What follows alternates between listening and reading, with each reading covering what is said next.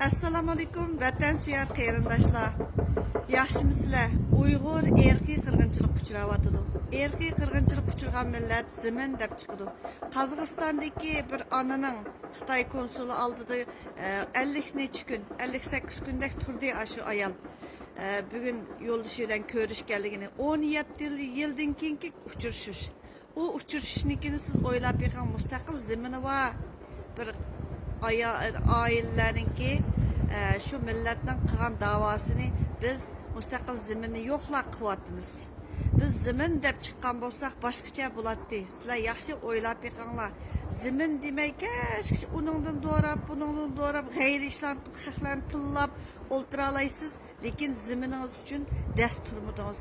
Tarixni mag'rurlanib tarixdagi askar, tarixdagi avu, tarixdagi mavu deb ecdatlarımız tarih yaratıbki siz nemi yarattınız, siz hainlikten gayr yetkizvatsız, bu hainlikten ki bir partisi dep oylayman ben.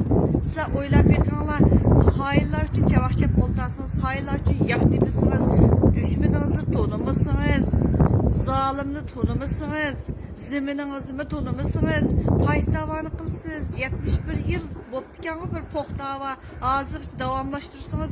Vatanda Uyghur qalandı, qarindoshlarimiz ölüp tugisi nimening davasını qilsiz o vaqtida zimin bizning barligimiz bo'lishi kerak. Qarang, keyingi avlodlar uchun zimin qoldirgan bo'lsak deb o'ylayman men.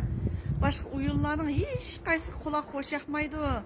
Ondan tülögümü jixla, oy munda bo'pti, anda bo'pti. Anda bo'lgan, munda bo'lganlarni evatmang. Men hammani o'gitib, misol qilib, ko'rsatib qo'ydim. Ashuna qilsangiz erişələrsiz özünüzün erişməkçi olan nərsənizə.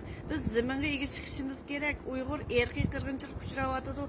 Erkek qırğınçılıq uçurğan millət zimin deb çıxıdı. Rəhmət sizlərə.